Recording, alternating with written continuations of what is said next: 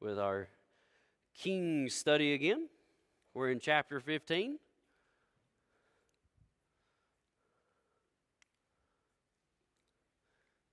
So 1 Kings chapter 15. So we'll look at the first 8 verses, and then we'll pause and discuss that for a bit. And then we'll start working into the rest. I don't know if we'll get through the rest or not.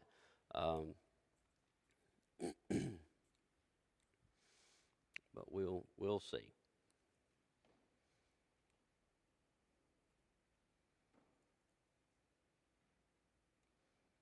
All right, so 1 Kings 15, verse 1.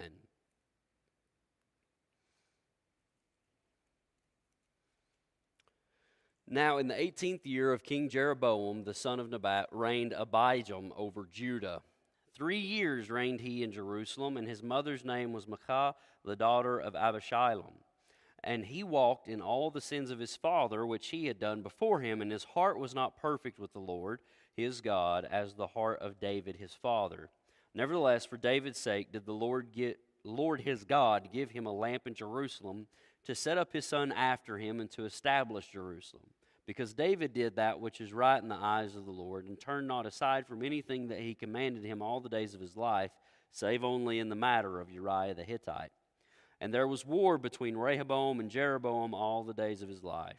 Now the rest of the acts of Abijam and all that he did, are they not written in the book of the Chronicles of the Kings of Judah? And there was war between Abijam and Jeroboam. And Abijam slept with his fathers, and they buried him in the city of David, and Asa his son reigned in his stead. All right, so we've got a new king in Judah. We talked about Jeroboam over in Israel and worked through that in that northern kingdom. Now we're going to focus back in the southern kingdom of Judah, looking at Abijam. He is also known as Abijah if you go over into 2 Chronicles and look. So this is Rehoboam's son. That makes him the grandson of Solomon and possibly the grandson or great-grandson of Absalom. Remember David's son that came against him. Abishalom is a alternative spelling for Absalom. It's not guaranteed, but you may run across that in your studies where, like Wiersbe, he considers him to be his grandson. Or it could be his great-grandson, and that's because if you go into 2 Chronicles 13, it lists him as being the son of Uriel and Gibeah. So the thought is that maybe Abishalom or Absalom, if it's him, had a son named Uriel in Gibeah, who then fathered Abijam. Sorry, all these names are jumbling up in my brain. So that's a little bit of his background, considering where he comes from. That you think about it, because that means he's potentially got Davidic descent on both sides, essentially, because, just coming from the Solomon side and then from the Absalom side as well. This would make him the great-grandson of David. He only reigned for 3 years. He was not a godly king, but you got to consider what else is said of him in 2 Chronicles 13. And so we kind of get snapshots here, and you got to remember the book of Kings. It flops back and forth between Judah and Israel, but there is a focus on Israel. Okay, there is a focus in that. Whereas Chronicles only talks about Judah unless they interact with Israel, in which then Israel is mentioned. So that's the only time that Israel gets talked about in Chronicles is in their interactions with Judah. This one in Kings they kind of work back and forth, but there's definitely a focus or a predominant focus on Israel. So we can go to the next slide and look at some of that cross-referenced over from 2 Chronicles 13. So you've got in there, that records that Abijam, a.k.a. Abijah, he actually confronted Jeroboam. Remember, there was war. It talked about it here. There was war between Rehoboam and Jeroboam, and Abijah continued that tradition, all right? He kept fighting too. And so it was Abijah that withstood him. Now, when you go into 2 Chronicles 13, he actually presents Jeroboam and his forces with some solid biblical teaching. Fascinatingly enough, he reminded him that it was the Davidic dynasty that had been established over Israel as a united monarchy. That was a God-given dynasty and established by the Lord. He also reminded him of the authority of the Aaronic priesthood, because remember, when we looked at Jeroboam, he created basically his own religious system, right? He established idolatry in the form of those calf worship, the calf worship, which was he put in a couple of different locations. Additionally, he established high places, which would have been places of worship throughout Israel. And anybody that wanted to serve as a priest, he would ordain. Anybody's welcome to come into that. Well, that's not how it was supposed to be. And so Abijam actually confronts him about that. He does display a faith in God, and God actually does give him a great victory that would continue to help out his son whenever he takes the throne over Judah shortly thereafter. But he is classified in the book of Kings as a man who walked in the sins of his father Rehoboam, and whose heart was not fully true to God. So he may have known some good stuff. He may have made some good points. He may have gotten used for some good things. But he wasn't wholly dedicated to God. And he continued to allow the sins that Rehoboam had allowed, right? Because remember, Rehoboam had allowed and established idolatry in Judah. There was male cult prostitution that was going on in Judah, and Abijam did nothing about that and continued in that same lifestyle. Okay, you can go to the next slide. So that's a hard lesson that you got to consider. You can't be fully pleasing to God if you're not fully loyal to Him. You know what I mean? There's a lot of people that think they can be good. Me and God, we're good. You know, I don't go to church a whole lot. I don't do anything with my Bible a whole lot. I don't pray a whole lot. I don't do any of the Christian stuff a whole lot, but I've always believed in God. I heard that from Dale Earnhardt Jr. just the other day. How many people are going to be a diehard Dale fan, right? And listen to his podcast or his statements, and they're like, oh, yeah, Dale's good with God. I'm like, this is something that guys I worked with struggled with. I mean, I'm not into the whole church thing, Gabe. I'm not into all this, and I'm not into all that. But, I mean, I believe in God, and I believe in Jesus. And so I'm sure that we're good. You're not fully pleasing to the Lord if you're not fully loyal to Him. We got a whole lot of people in a whole lot of churches across this nation who are sitting in that situation. They think they're good with the Lord, but they're not, because they're not wholehearted about Him. They're lukewarm, which basically made them useless. All right? In Revelation, when you read about that, right? The lukewarm church, I want to spit you out of my mouth. I'd rather you be hot or be cold. Be useful one way or another. Whether it be for the warm waters were seen as potentially healing. The cold waters were refreshing. So you need to be good one way or the other. I'd rather you be hot or be cold. I need you to be useful, but you doing nothing, and I don't like that at all. I'd rather spit you out of my mouth. That's the same God, ain't it? So he's classified as not a good king. He walked in these sins. Now, that does not mean that for his own glory, for the sake of his own name, that he, being God, can't or won't use somebody. Think about that. Our God deserves all the glory, right? Every ounce of glory belongs to God. He's the only one who deserves it. And so there are times where we encounter in Scripture where he draws straight lines with crooked sticks, right? We've talked about that. For his own glory, for the sake of his own name, for who he is, and to display that. And so in that situation in 2 Chronicles 13, that's what you see. You see Abijam get up and say, look, there's only one God, and this God has a specific system of worshiping him, and this is what he's established. You're not doing that. I was like, I'm going to display myself in this. And so God used him. He did gain a great victory, Abijam did, over Jeroboam. And God used him to cripple Jeroboam. Remember, we looked at that. Jeroboam never regained the strength or the power that he had after the battle with Abijam. And then he died. So this was a very hard blow against Israel by way of Judah that God dealt with them. So while it doesn't mean that for his own glory, for the sake of his own name, God can't or won't use someone, it does not mean that you should expect his working in or through you. Basically, I can live however I want to live, and God's just going to pour out in my life. Don't expect that. Because there's people that do.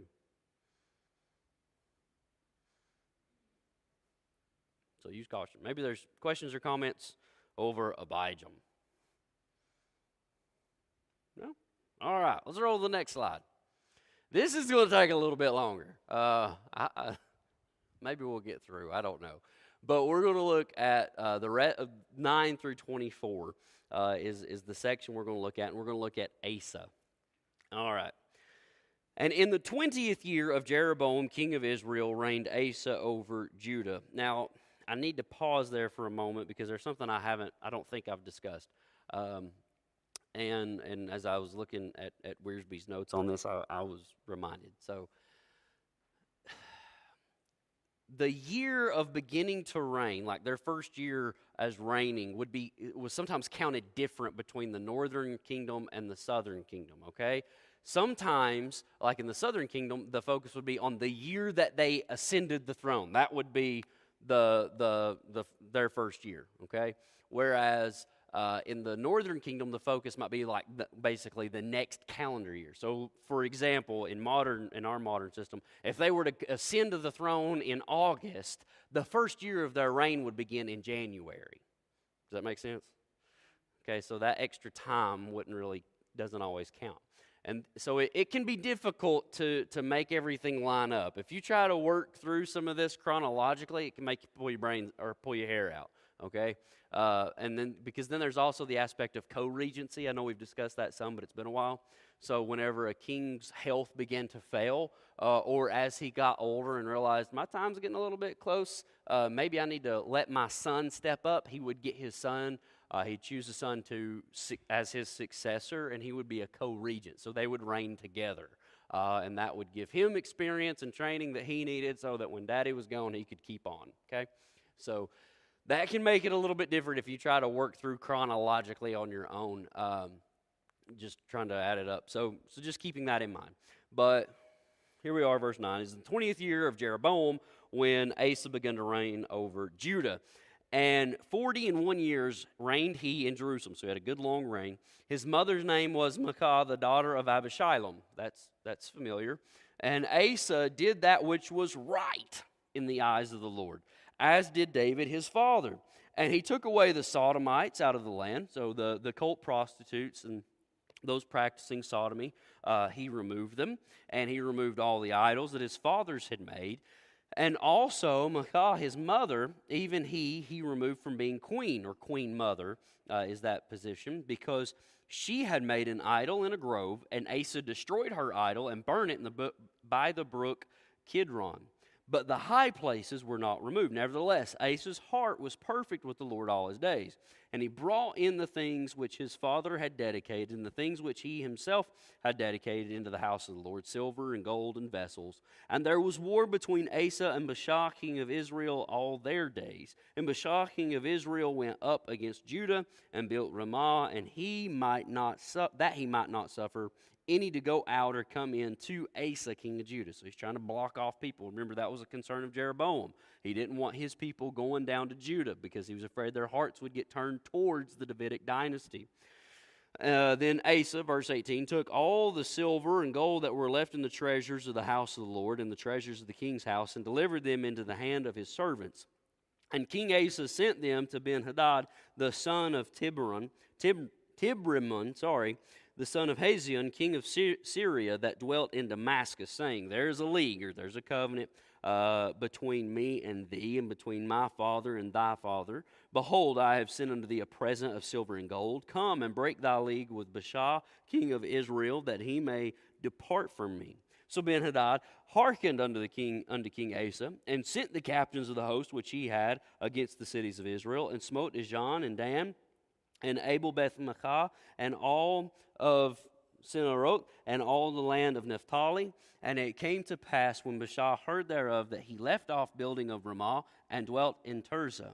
Then King Asa made a proclamation throughout all Judah, none was exempted, and they took away the stones of Ramah, and the timber thereof, wherewith Baasha had builded, and King Asa built with them Gibeah of Benjamin, and Mizpah, and the rest of all the acts of Asa, and all his might, and all that he did, and the cities which he built, are they not written in the book of the Chronicles of the kings of Judah? Nevertheless, in the time of his old age, he was diseased in his feet. And Asa slept with his fathers, and was buried with his fathers in the city of David, his father, and Jehoshaphat, his son, reigned in his stead. Okay, so, sounds like we got a good guy, right? We got a good king. And that's true. He's classified as a good king. But we only get a little snapshot here. Well, we've got 16 verses in this chapter dedicated to Asa, whereas in 2 Chronicles you get 3 chapters dedicated to Asa. Okay, so this is one of the reasons why cross-referencing can be very important to get a more complete understanding of an individual, especially whenever you're looking at a king of Judah. It's helpful to go and cross-reference over. So we got to look at that. Because there's stuff goes on before this war between Ben-Hadad and Baasha, that proxy fight, if you will, where he came in and got him off the back of Judah. There's some things that lead up to that, especially because he has a 41-year reign. Overall, he is described as a good king by the author of Kings, but to get that complete understanding, we got to look at those chapters. So 2 Chronicles 14, 15, and 16. We can roll to the next slide. In that passage, what we find is he inherited a peaceful kingdom. This is the successor, okay, of Abijam. Abijam got peace. Whenever he defeated Jeroboam, he got some peace. That was a godsend. All right, that was a God-given gift. That much is clear in the text. The Lord stood, and he's the one that brought that defeat to Jeroboam, and that would help set up Asa for success. So for the first 10 years of his reign, he didn't have to fight. Peace time, especially in the ancient world, is a good time. It's a time to prosper. It's a time for strengthening. It's a time for renewal if you use it wisely. Asa is a king that does so.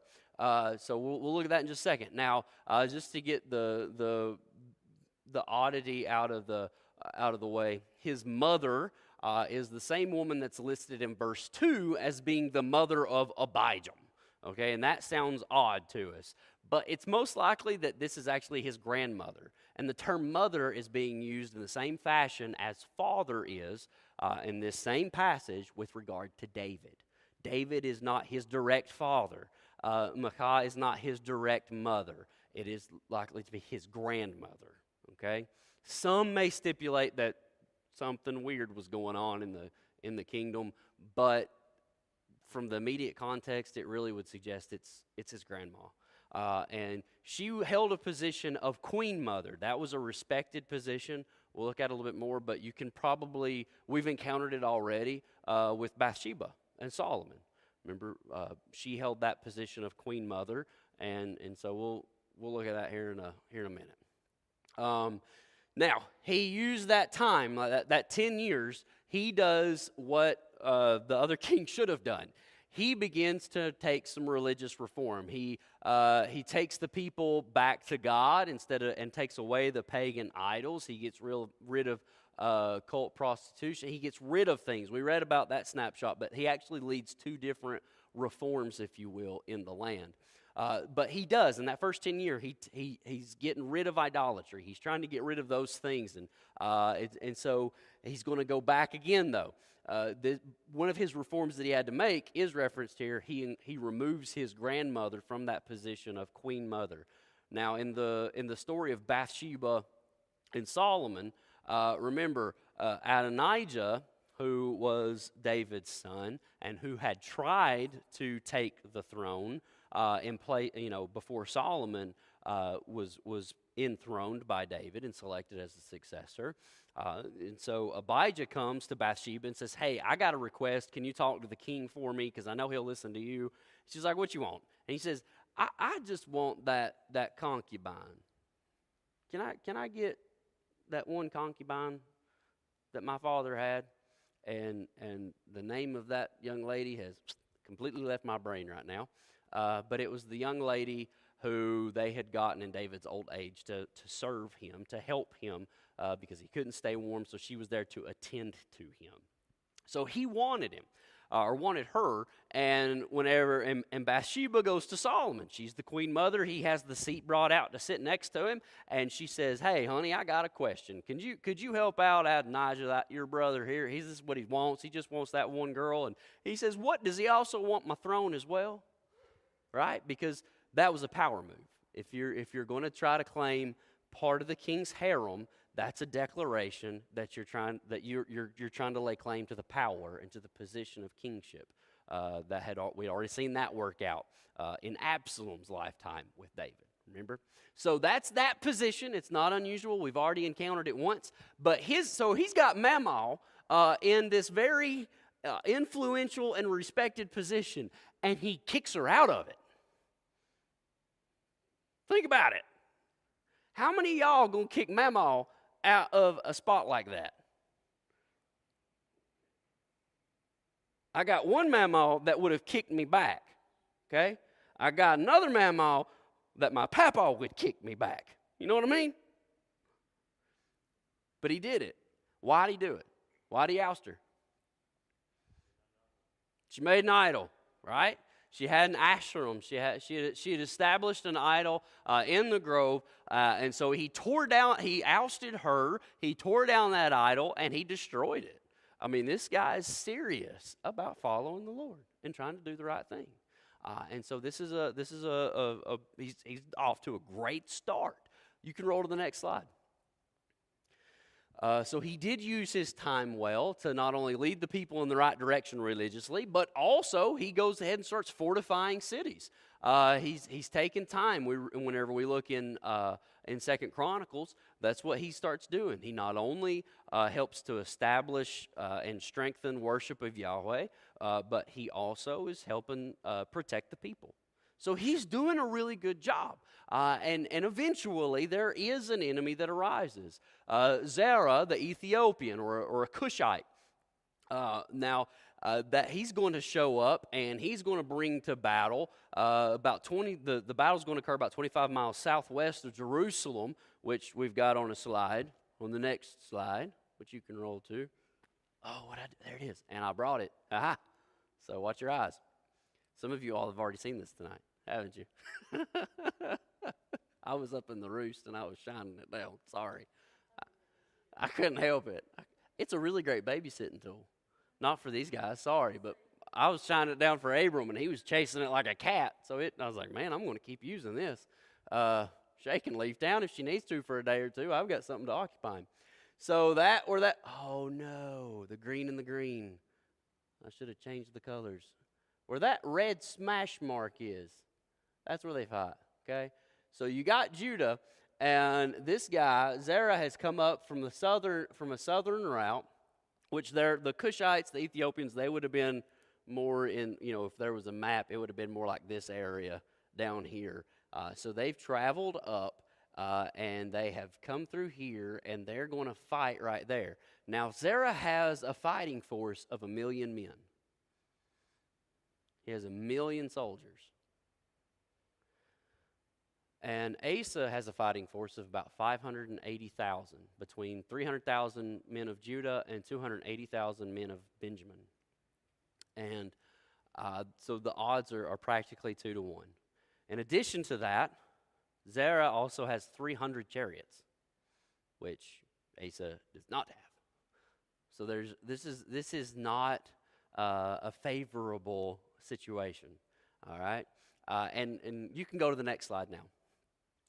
I don't know if I mentioned it or not. Nope, I do. Okay, so proxy for Egypt. So Asa's forces are outnumbered, as we discussed. So it's a stronger fighting force. They have superior technology. The odds are against them, and some even think that this could be actually a proxy army for Egypt, that they're attacking Judah on behalf of Egypt. They were strong allies, the Ethiopians, the Cushites, however you want to look at them. They were strong allies at the time. Egypt, trying their power push at the time. So some think it may have actually been at the hands of, or at the leading of the Egyptians. But regardless, you have a really big fight on your hands. But Asa was willing to fight. He gathered his men. He stood. He wasn't going to be swayed. He gathered those forces. He was willing to go into that battle. And the most important thing that he took into that battle was faith in God. You can go to the next slide. So this is what Asa said, a part of that, a snapshot of that passage. And Asa cried to the Lord his God, "O Lord, there is none like you to help between the mighty and the weak. Help us, O Lord our God, for we rely on you, and in your name have we come against this multitude. O Lord, you are our God. Let not man prevail against you." So the Lord defeated the Ethiopians before Asa and before Judah, and the Ethiopians fled. Asa and the people who were with him pursued them as far as Gerar, and the Ethiopians fell until none remained alive, for they were broken before the Lord and his army. The men of Judah carried away very much spoil, and they attacked all the cities around Gerar, for the fear of the Lord was upon them. They plundered all the cities, for there was much plunder in them, and they struck down the tents of those who had livestock, and carried away sheep in abundance and camels. Then they returned to Jerusalem. So God dealt a mighty blow against the Ethiopians, because Asa looks at this battle, and the first thing he does is he cries out to the Lord. He says, "There's only one way we're going to get through this battle, boys, and that's if God gets us through this battle." He's completely humble before him. We're having to rely on you. It's in your name that we're fighting. So God uses them in a big way, and he dismays the Ethiopians, and then they pursue and they overtake them. You can go to the next slide. So that went really well. And as you continue in Chronicles, you read how the word of the Lord came to Asa via that prophet Azariah, who told him that the Lord is with you while you are with him. This is important. If you seek him, he will be found by you. But if you forsake him, he will forsake you. You've got to stick with God. If you want success as the king over God's people, then you're going to have faith in God. You're going to have to trust him. Because if you give up on him and you quit serving and you quit having your faith in him and you quit being faithful and obedient to him, what's he going to do for you? So Azariah gives them a history, reminds them of the history for the people of Israel, back what it was like when they didn't serve the Lord versus when they did. When you look back in that passage, it really seems to recall times of the judges. It doesn't explicitly state that, but it's what it kind of leads towards. And in that passage, he also tells them to be strong and courageous, which seems to recall the words given to Joshua. So it would really seem that what the prophet Azariah preaches to Asa is you've got these two eras of history going on about our people. Okay, there was a time where our people were led by a godly leader, and they experienced great victory. They experienced a conquest of the land, and God gave them everything that he promised to give them. And then there was a period where the people didn't serve him, and there was oppression, and there was defeat, and there was famine, and there was drought. There were all the things that were going on because they wouldn't serve the Lord. So don't be like those leaders. Don't be like those times where there's this up and down, up and down, up and down. Be consistent like Joshua. Be consistent like that time. Be that kind of leader. Be strong, be courageous, and do what the Lord would have you to. So Asa, he hears that sermon, and he listens to it. He follows. So that leads him to go back and start the next push for reform in his nation, amongst his people. So he receives it well. He leads that reform. He causes the people to enter into a renewed covenant with God. He repairs the altar outside of the temple in that courtyard area. He takes care of those things, and then he also puts forward a death penalty to anyone who sought any other god. Anybody that wouldn't rely on God is how it's really stated. If they seek anybody else other than the Lord, they're to be put to death, regardless of whether they're man or woman, young or old. And people are glad about it. They're all rejoicing. They've had this great victory. They've got this great plunder. They're seeing the blessing of the Lord poured out. They had a time of peace. They just defeated an army 2-1. They had things were looking up, right? They're looking good. So they're excited. You can go to the next slide. Unfortunately, Asa would not always be as faithful. Eventually, Baasha, the king of Israel, would come against him. And that's where we read about, right? Here in 1 Kings. We read about Baasha of Israel coming and fighting. So what does Asa do?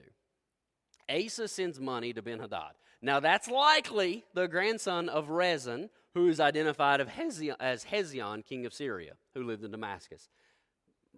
Many scholars believe it's the same guy, which, based on what their arguments are, I would say it's highly likely. And if you'll remember back, Rezin was one of the adversaries that God allowed to be raised up against Solomon after Solomon's heart turned.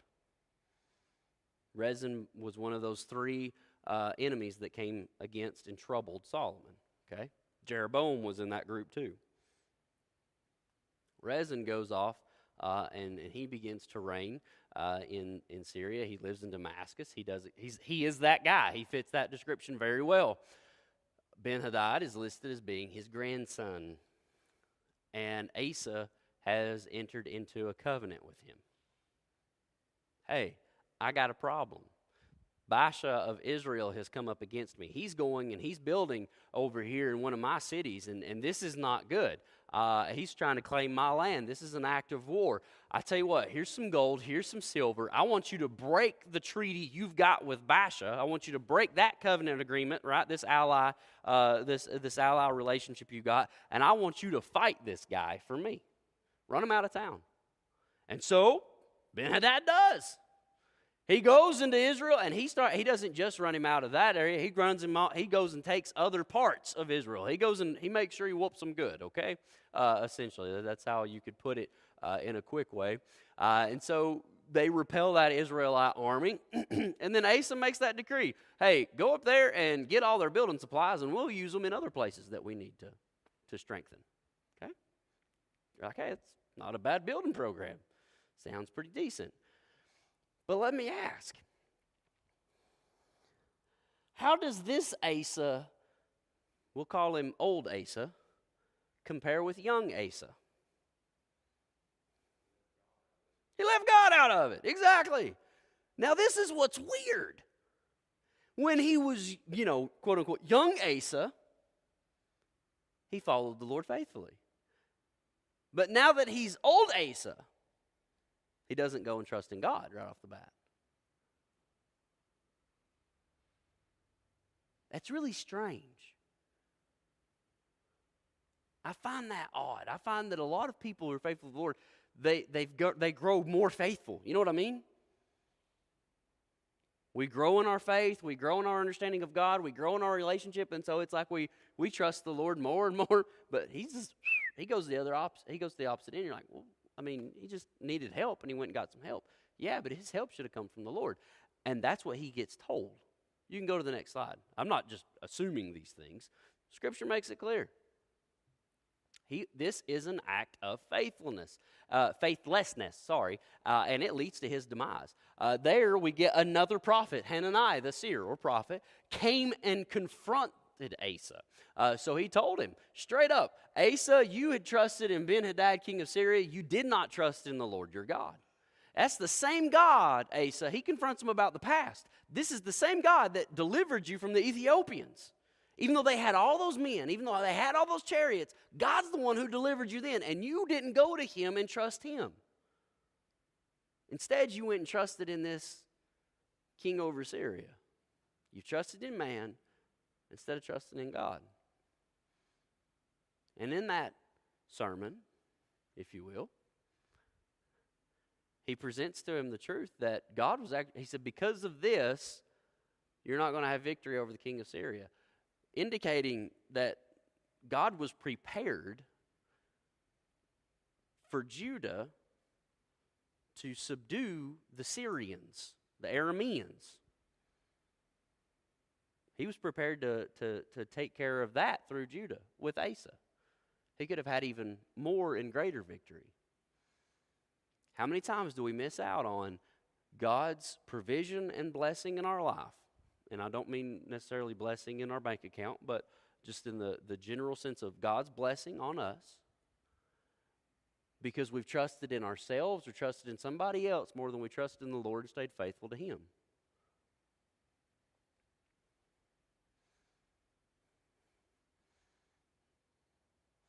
He also, in that same passage, we get this important teaching. I believe it's a great reality about God in 2 Chronicles 16:9 in the first part of verse 9. For the eyes of the Lord run to and fro throughout the whole earth to give strong support to those whose heart is blameless towards Him. God's looking and ready to help. Do you believe in a God that is ready to come alongside? Or not? Because I think a lot of people think that He's not that active. But this prophet says God's very active. He's watching. He's looking. He's seeking. Why do you think that Jesus teaches us to ask, to seek, to knock? Why do you think He teaches us to do that? Because His Father is ready and looking and prepared.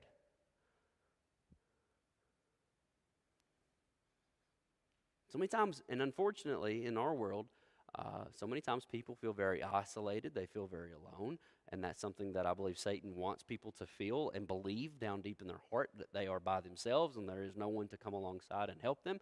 But the truth of Scripture is there is a mighty God who loves us very much, who desires a personal relationship with us, and who is there to guide us and aid us through all of life. And that God is very much able to give victory over any enemy. He displays that physically through Judah. So many times God's people, not just with regard to Judah, but so many times God's people defeat a larger, stronger, more technologically advanced and savvy people. They defy the odds. Not because of them, but because of God. That's the same God we serve. That's the same God who sent His Son to die for our sins so that He completely defeats the enemy. He crushes the skull of the enemy. That's Jesus. He came into the brokenness of this world. He came into the weakness of the flesh of man. And He lived sinlessly. And then He died, but death couldn't hold Him because death had no claim on Him. He had no sin. And so He raises from the dead victoriously. So He defeats sin. He defeats death. He defeats the grave. He defeated it all. He didn't have to eradicate it and start it over. He came into it and beat it. So that you can have that same victory too.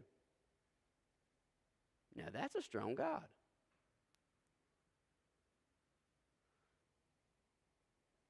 It's pretty awesome to me. I mean, whenever I think about these passages, and I read about these kings, and I read about these acts, man, this is the stuff that I'm like, how much more do we need to be reminded about this today? How many people need to know about these things today?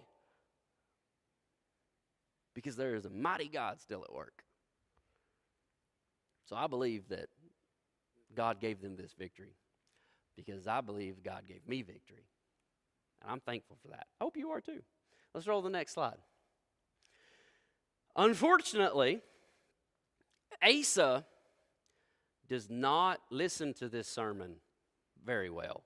The first one that we hear, I'm calling them sermons because the prophet's job, it involves the prophetic role, if you will. It involves two aspects There's what is foretelling. And so many times that's what people associate with the prophet and the prophecy. Foretelling, where they're going to tell something that's going to happen, right? The foretelling. But a lot of what they did involved forthtelling, coming forth with the truth. That's the preaching. You know what I mean? That's just hitting them with the truth. And so many times, that's what their message would include. And it would be blended together. There would be the reality of the covenant relationship that God had struck with his people, right? You need to follow me. If you're faithful to me, I will bless you. I will take care of you. I will guide you. I will protect you, all these things. But if you don't, I will bring these curses that I promised and proclaimed on these other people groups, I'll bring them onto you. And so many times that's what the prophet comes and says. You have not been faithful to God. And so then they'll blend in some of the foretelling aspect, right? So maybe like with Jeremiah, there's a, or Habakkuk, there's somebody else coming. The Babylonians are coming, and they're going to bring judgment. Why are they bringing judgment? Because the people weren't faithful unto God. That goes back to the covenant relationship. So there's preaching, so foretelling, blending. So he goes and presents this truth to Asa, Hanani. So this is a different prophet, but prophet nonetheless. And Asa gets mad, and he puts him in jail. He locks him up for telling him the truth. Again, this guy is going in the wrong direction. And what's sad is this is towards the end of his life. This is towards the end of his reign. We're talking about in the 36th year of his reign is when this happens. He's went many years leading reform, following God, being faithful to him. And then this trips him up in a big way. Not only does he lock up Hanani, but he also, it says that he's cruel to some of his own people. I don't know exactly what that entails. I don't even know exactly why.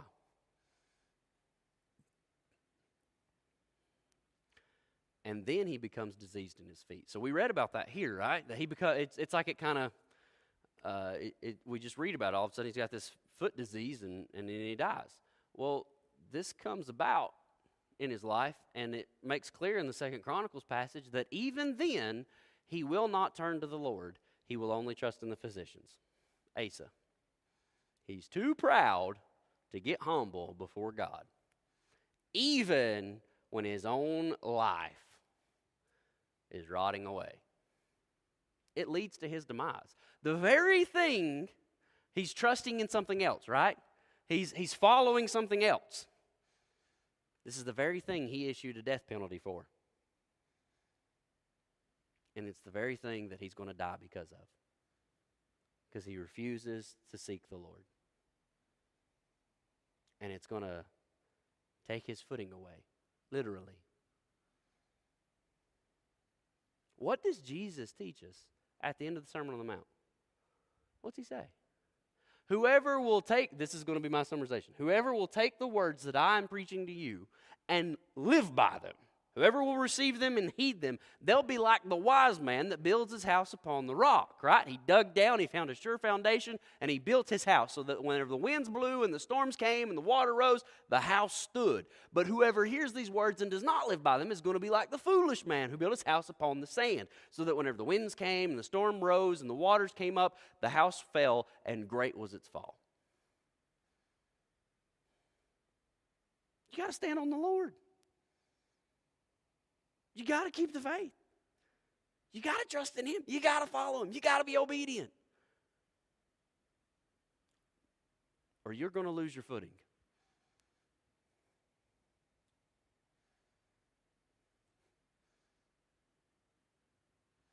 Asa did so much right. And I think that this might be one of Martin's favorite kings, so to speak. So I was hoping he'd be able to make it tonight. I wasn't sure if he would or not. But if he's watching, Martin, we love you, brother. But Asa does so much right.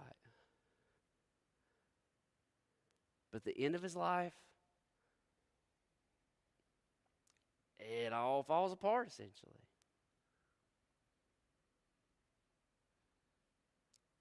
That's a really important lesson to learn. I want to make a progression, not a regression in my life. I want the end to be better than the beginning. I'm talking about my spiritual life, the walk with Christ. I don't want to be like I was 10 years ago. I don't want to be like I was 2 years ago. I want to keep moving forward, right? But I'm not going to do that if I'm not wholly loyal to God. Because I'm not going to be fully pleasing to Him if I'm not fully loyal. And if I'm not fully loyal to Him, then I'm going to trust in somebody else. I'm going to seek after something else. And I'm not going to turn to the Lord and be humbled whenever I truly need help. And I'm going to disregard the reality of Scripture that God is active and that He is looking and He is waiting and He is watching for somebody whose heart is right before Him. Somebody that desires Him, that wants to follow Him, that has faith in Him.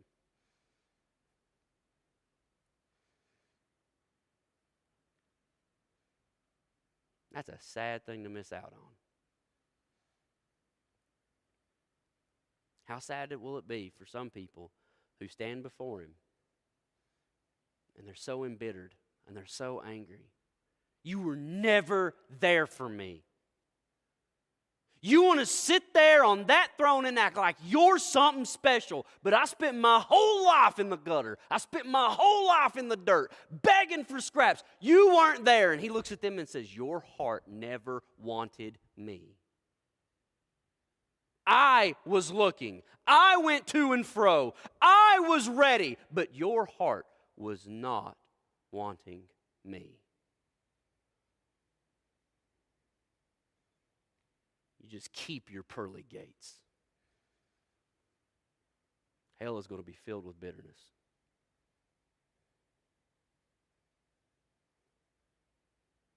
Angst. Anger. God is amazing. And I know people struggle. I know they do. I get it. They're like, why would God allow this? Why would God allow that? I don't know all the answers. I can't give you all the explanation of everything. And it's unfair for anybody to expect another person in this world to explain everything to them. That's not reality. You're always going to be able to think up some situation or some hypothetical situation that somebody's going to say, I can't explain that to you. I don't know.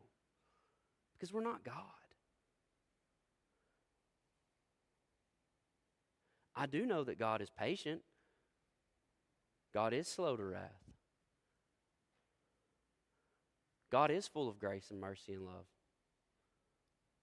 I heard a bit from R.C. Sproul. If you've not listened to R.C. Sproul, he's passed on, but he's quite intelligent. He was quite intelligent with regard to Scripture and theology.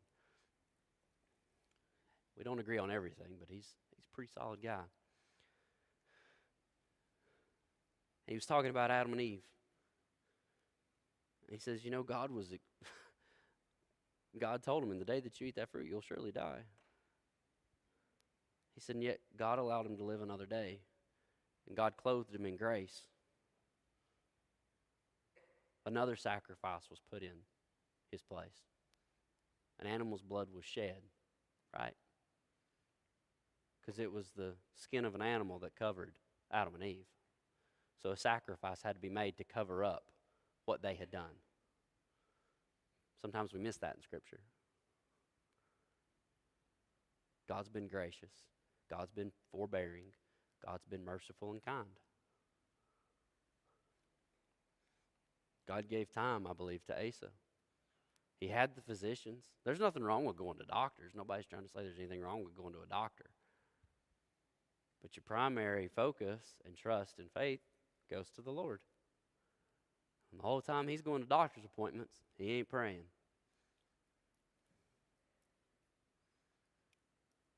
So where does your help come from?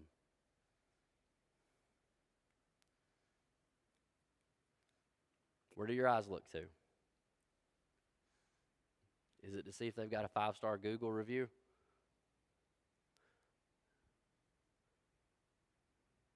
I see that there's 450 comments and ratings, and out of that, he's got a 4.5. I think this is my guy, and you don't even consult the Lord? Pray to him. Hey, God, I trust you'll lead me to the right doctor. I trust you'll give him the wisdom, or her, whatever. I trust that you'll guide me through this. And it may be that orchestration that God puts you in a 2-star dude. You know what I mean? I don't know what God's willing. I don't know what God can do. But trust the Lord. Man, he displayed it beautifully on the cross. Graphically. Horrifically, really. His grace, his love, his mercy, displayed in Jesus. He didn't just go the extra mile. He went all the miles. You can trust him. I hope you are today. Is there some question or comment with regard to this?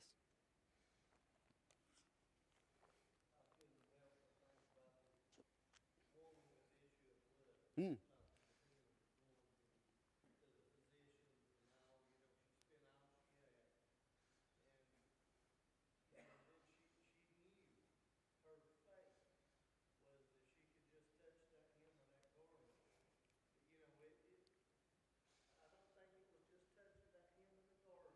Hmm. Absolutely. Well, so whenever we looked at Ruth, what, week and a half ago-ish now, on Sunday, for Mother's Day, right? You mentioned spread the corner of your garment, right? That's another saying of that is, let me take refuge under your wing, kind of how you can, and Boaz had commended Ruth for doing that because she had sought refuge under the Lord's wing. Well, that's the same thing with the woman of the issue of blood. She sought, so in a Jewish context, and this came from a Messianic Jewish guy that I was listening to at one point, but from a Jewish context, her seeking the hem of the garment, the corner of the garment, coming under, seeking refuge under him. She's kind of doing that same symbolic act of seeking that refuge. And I agree with you. It's her faith. Her faith made her whole. I mean, Jesus, who touched? I perceive that power's gone out from me. Who touched me? Disciples. Jesus, you nuts right now. There's all kinds of people touching you. But there's only one person got healed.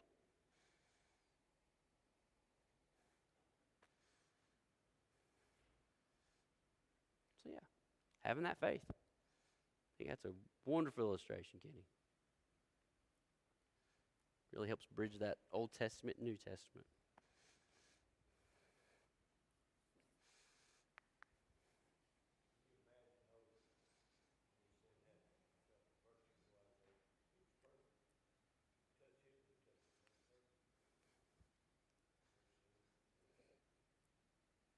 Yeah.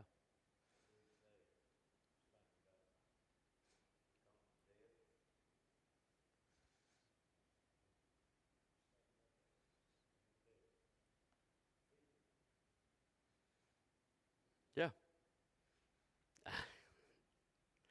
It's quite amazing to consider exactly the Lord we have.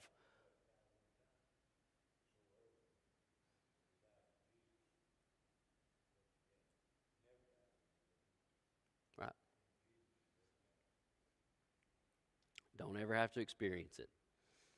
And so it's quite amazing.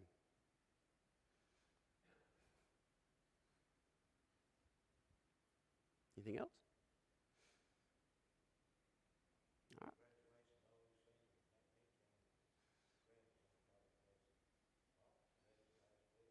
right. Yep.